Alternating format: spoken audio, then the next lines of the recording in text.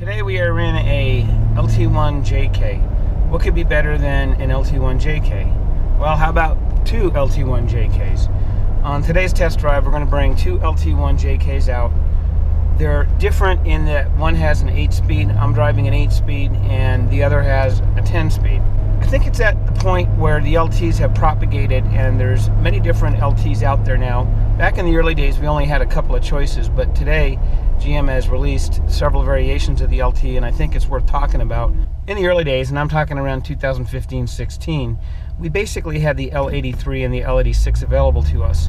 The L83 had about 355 horsepower, lots of torque, about 11-to-1 compression ratio, runs on regular gas. It was one of the base engines in the Silverado. They did offer a V6 LT, and we'll talk about that later. So the 5.3 LT made an excellent base engine. It had a lot of torque. While the horsepower was in the mid-threes, it really performed better than the numbers indicated. I would put the 5.3 LT up against a 6.0 LS or even a 5.7 VVT Hemi. It's a very powerful engine, and when you combine it with an 8 or a 10 speed, it, in my opinion, is the perfect combination for a JK. In fact, that is what I installed in my personal JL, and it has more than enough horsepower to do anything I want. One of the contributing factors to making the smaller displacement LT work well is the transmission. Just like the Pentastar benefited greatly from going to an 8-speed, the 5.3 LT benefited greatly from going to the 8 and 10 speed. They did run a little bit less compression in the 5.3 LT, so you can run lower grade fuel compared to the 6.2s. While their horsepower rating, again, isn't spectacular for the market, they're rated at about 460 horsepower, at least the LT1 is. It's the torque that matters. The 6.2 LTs just have monster torque, and it's not only at one point in the power band at its peak, it's all across the power band. And that's what moves your JK down the road, is that torque. So that's basically what was available to us, was the 5.3 L83 and the 6.2 L86. Both engines that make excellent candidates for a JK, 5.3 being a little more civilized, probably what you need, and a 6.2 being a little bit more of a muscle car engine and probably what you want. The LT1 came out, but it was pretty restrictive at first. If a wrecking yard had one, they wanted $9,000 or $10,000 just for the engine, and GM's pricing wasn't much better, so we pretty much stuck with the L83 and the L86 for a while. The first couple of LTs we did were 6-speed. The 6L80, which is left over from the Gen 4 powertrain, and it's still a good transmission, but why go with 6 speeds when you can go with 8 or 10? Well, there are reasons for that, and you can watch my other videos. But with the 8 and the 10 speed being available, that's really the way you want to go today. I'm driving an 8-speed right now, and in the early days, the 8-speed was somewhat of a challenge. The programming, the hardware had some issues. They were herky-jerky, they would clunk when you came into a stop.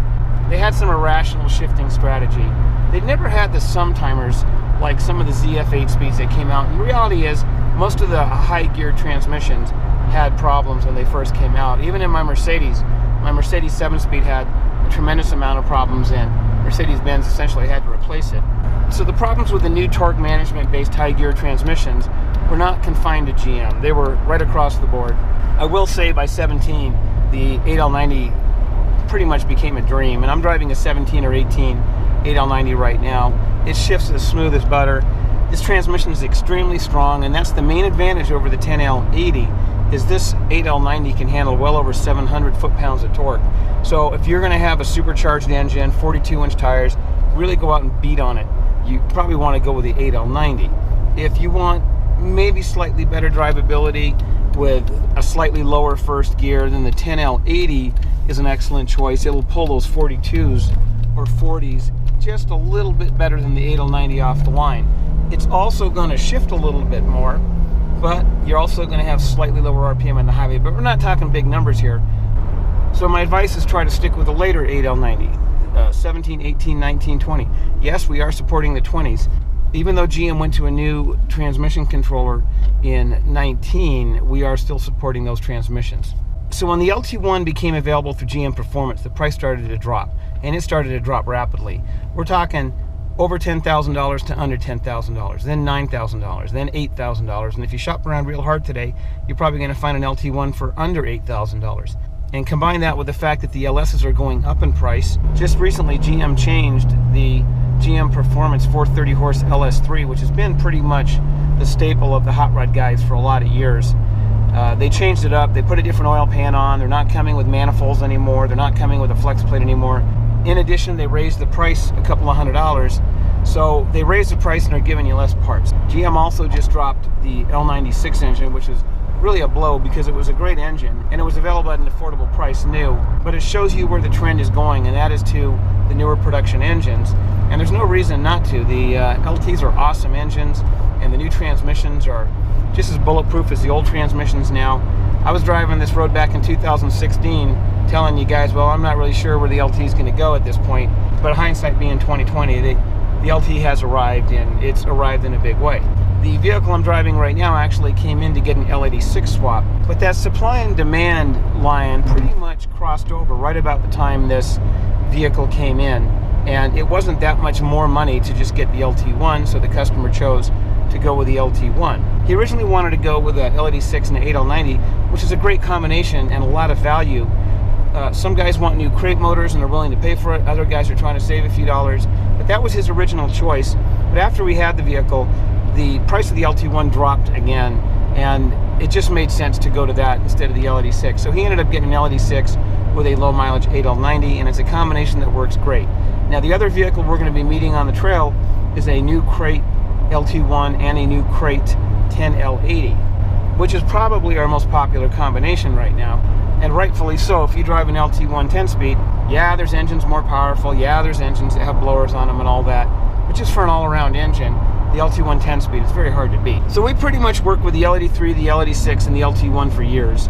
I think Motec was probably the first shop to integrate an LT1, not only in a JK, but really in anything, and got the functionality that we wanted, the cruise control and the tap shift and all that. And it's been a refinement process over the last few years, but we've really got to the point where the tuning and the programming and the modules and all that has been rationalized with these LTs. We're not guessing anymore. There's no more experimenting. It just is what it is. Watch how easy this LT1 will pass on the highway. This is just a slight amount of throttle, guys.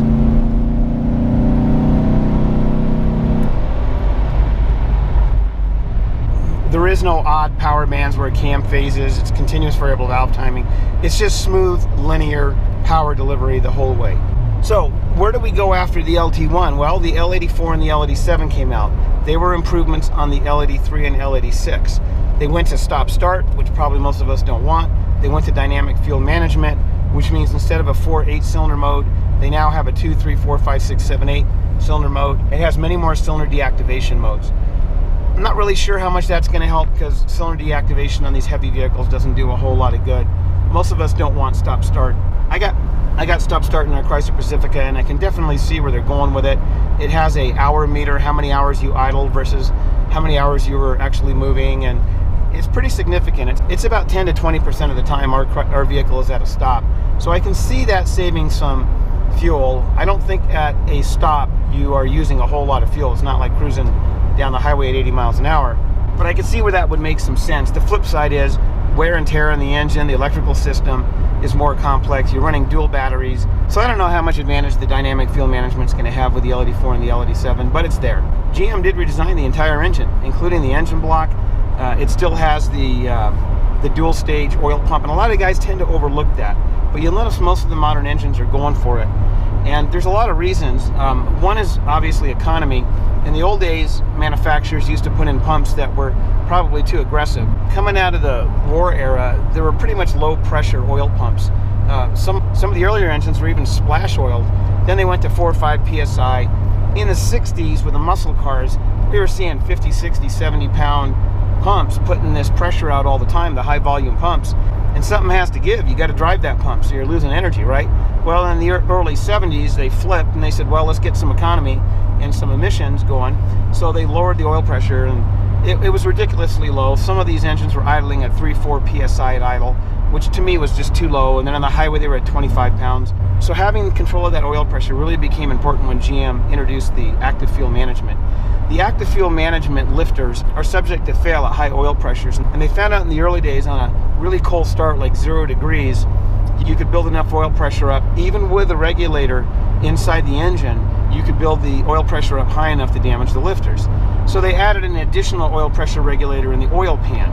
And the LSs with active fuel management have this secondary oil pressure relief valve. Well, in the early pans, like in the LS3s that didn't have AFM, they didn't have that regulator. So guys would take that pan and put it on an L94 or an L99, and then they would crunch their lifters and didn't really know why. Well, having this dual stage oil pump means you can turn that oil pressure down.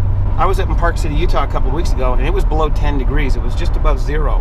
And I fired this LT engine up and I was looking at the oil pressure. I was only running about 25-30 PSI right after a cold start. If that had a traditional oil pump in there, I'd be running much more pressure than that. So with the complete redesign of the L84 and the L87 to replace the L83 and the L86, GM also went to new electronics. They went to new modules, they went to a new TCM, and of course that's going to be a learning curve again. We've got an L87 in the shop that should be on the road pretty soon. Not long ago, GM came out with their LT2, which is essentially their improved version of the LT1. And don't quote me, but I believe it's in the new Corvette mid-engine. And the majority of the difference in that engine, from what I understand, is just the intake. I don't believe it's a revolutionary step over the LT1. I think it is an improvement over the LT1. But is it a big enough improvement to go to an LT2 versus an LT1? That remains to be determined. One of my guys has been using the LT2 intakes on LT1s and says that he's been getting good results. But really where we're at right now is incremental improvements. We're not seeing the massive 10-20% improvements like we did in the old days. When we went from the small block to the Gen 3 LS, it was massive. Horsepower numbers doubled, torque went up, economy shot through the roof. Then we went from the Gen 3 to the Gen 4, especially with the 6L80, we saw some big gains. Then we went from the Gen 4 to the Gen 5. We saw some gains. It wasn't as dramatic as the small block to the Gen 3, but there was definitely some gains. So what we're seeing here now is evolution, not revolution, and we're seeing more refinement, better drivability. Transmissions are getting dialed in so they feel like one speeds, stronger engines that can go longer. Now there's an engine we haven't talked a lot about that I get questions on, and that's that new 6.6 liter iron motored LT.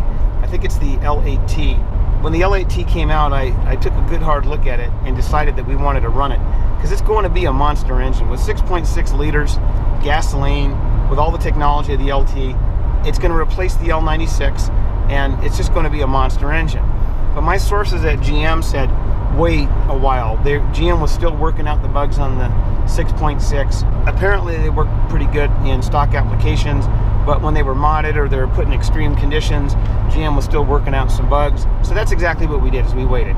And we will support that engine soon. You want a grocery getter that's going to haul your JK around with style, get good economy, run on lower grade fuel, take a hard look at the 5.3 LT. It really is a combination that's hard to beat. And I want to mention that we've been using the 10-speed transmission with the 5.3 for some time. I don't think GM supported the 5.3 with the 10-speed, or if they did, not until recently. And we've had excellent results with the 10-speed and the 5.3 because that small displacement engine is now taking advantage of the gear ratios, keeping it in its power band. And we've really had some excellent results with economy and power. I think the 10-speed was pretty much reserved for the higher-end vehicles, the Denali's, the Escalades. It just didn't find its way into the base 5.3 because you're paying a lot less money for a base truck with a 5.3. You get the 6-speed, now you get the 8-speed, so GM hasn't really rushed into the 10-speed yet. But we're doing them, and I can tell you it's a phenomenal combination. So those are the LTs that we're going to be supporting. So we're going to hit the mountain with these two LT1 JKs, and we will be back.